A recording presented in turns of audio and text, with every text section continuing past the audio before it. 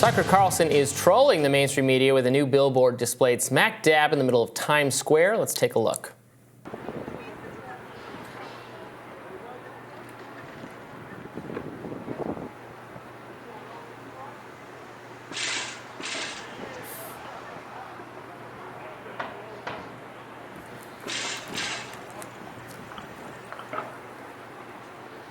For those who can't see, the ad shows Carlson's new logo alongside the logos of outlets like CNN, ABC, and the New York Times. Carlson advertises his new network as, quote, your great replacement. Carlson's most recent guest was Jeffrey Gundlach, founder of Double Line Media investment firm. The pair discussed the rationale behind the Fed lowering interest rates. Let's watch. This is unprecedented to have a rising deficit with what's considered to be close to full employment. So we have a debt-based economic scheme. The deficit as a percent of GDP is running at above 6%. People talk about this is a good economy, but if we actually didn't run a budget deficit, if we had a balanced budget, GDP would be negative over the last 12 months. And so this is the fundamental problem. And I think that's factoring somewhat into the Fed's logic. Of course, the Great Replacement theory is an ethno-nationalist theory that non-white immigrants to the United States of America or other predominantly white countries are an existential threat to the white populations.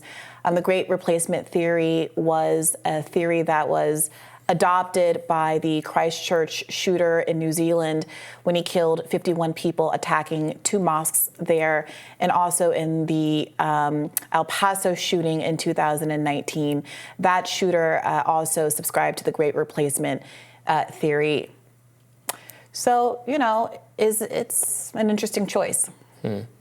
Right. Tucker's one of the people on the right who worries about too many immigrants coming in and changing the character too many of non-white the nation. Immigrants. Right. Too many immigrants coming in and making the country, changing its values, impacting crime and poverty and those sorts of things. I try to tackle this I'm skeptical of this theory because a lot of the immigrants who enter our country actually have a range of political views. Trump is poised to do better with immigrants from our southern border. Obviously, there is a lot of the problems we have in the country is not clear to me. They're caused by people entering the country. Crime is not disproportionately caused by immigrants by any stretch of the imagination. I want people to be able to come here legally, work, pay taxes, build houses. We need to build things in this country. We can't close ourselves off. Obviously, the mad scramble over the border that is unplanned and unscheduled is difficult for the people who live there, and for the authorities have to put people in tents, that kind of thing. So we need to fix the system so that doesn't happen. Well, this isn't just a targeting undocumented immigrants. Great Replacement theory thinks that documented legal immigrants are a problem. And I want to really stress this is about non-white immigrants. The objection is not to people immigrating from Italy or Poland or Ukraine. In fact, Ukrainian immigrants got fast-tracked over many others who were waiting in line. This is specifically about... I don't know that Tucker Carlson would be in love with that either. But. This is specifically about non-white immigrants destroying the character of the United States of America. And while some of the leaders of the Great Replacement movement insist that they are a nonviolent movement, it is worth noting not just the ones that I mentioned, the mass shooting events that I mentioned, but additionally the Buffalo shooter was tied to the Great Replacement ideology. And some of the violence, you mentioned that immigrants don't commit violence at higher rates than Native-born Americans. What we're seeing is a lot of Native-born Americans who are taking this theory and running with it and executing mass shooting events that are resulting in the death of non-white people, these people who were targeted for being black at the Buffalo shooting, and of course the mosques that have been targeted as well in the earlier shooting I mentioned. So, I mean, it is an interesting thing that we're in a place politically where these sorts of things aren't taken seriously at all, such that Tucker Carlson can joke about them in an expensive billboard in Times Square.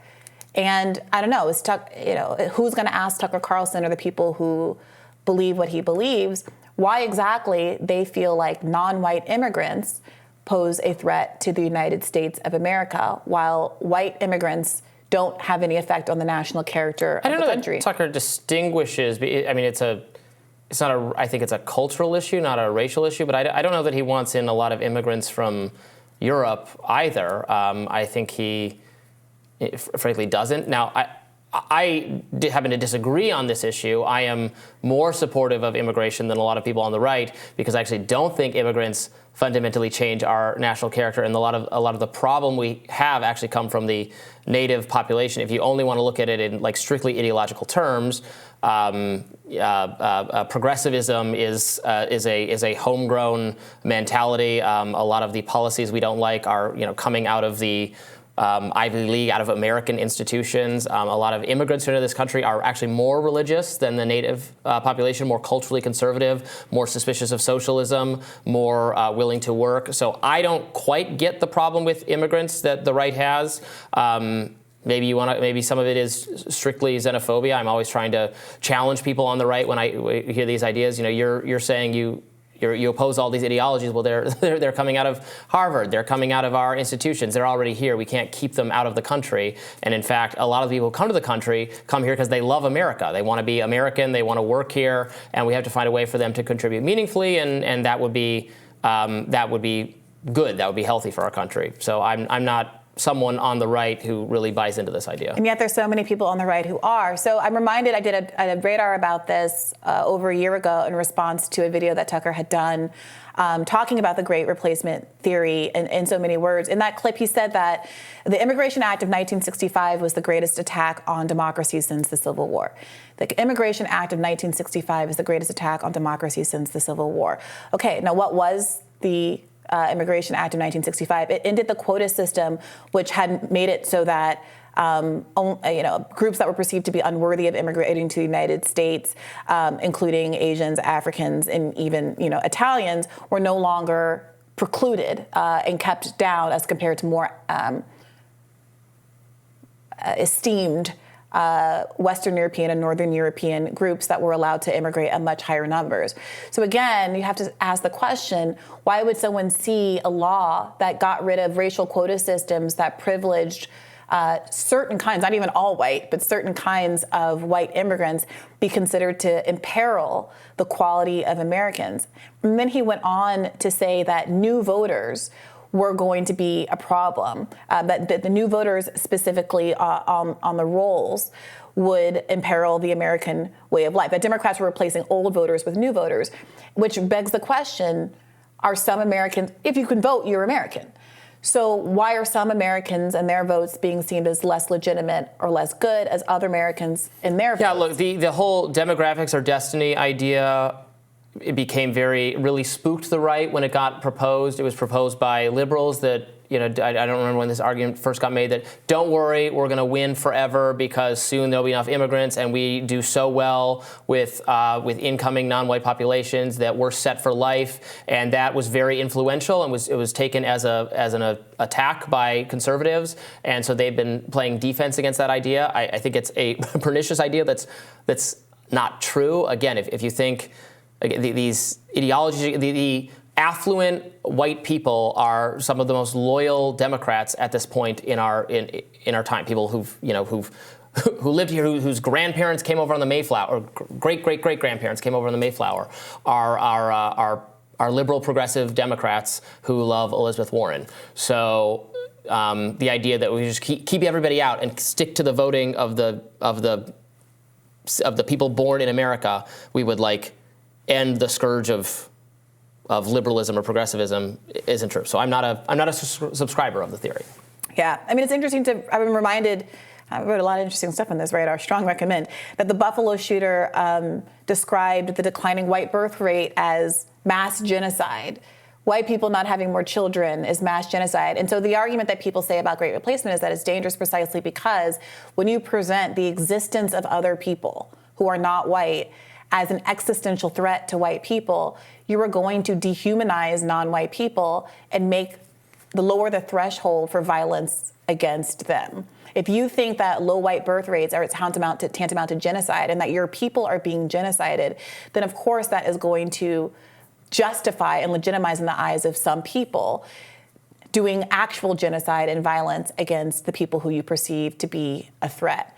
And that's the concern. And I am sorry if I'm a scold and uncool for not thinking it's a funny own, but grandmothers, young people, parents died when a Great Replacement maniac specifically said, where do black people live? And went to a grocery store that he knew was going to be frequented by black people and shot folks in Buffalo. People died in New Zealand when a shooter said, I'm being replaced and I'm going to go track down Muslims at their mosques and their place of worship and murder them in cold blood. So, you know, it's an interesting choice. That's all I have to say. All right. I think it behooves everyone to tone down their rhetoric, although, as I always say, I don't think you are responsible for what people do based on the things you say. That doesn't mean you shouldn't be more responsible about what you say. And we should be thankful that there is very little politically motivated violence in our society. Most violence is committed for other reasons. We'll have more Rising right after this.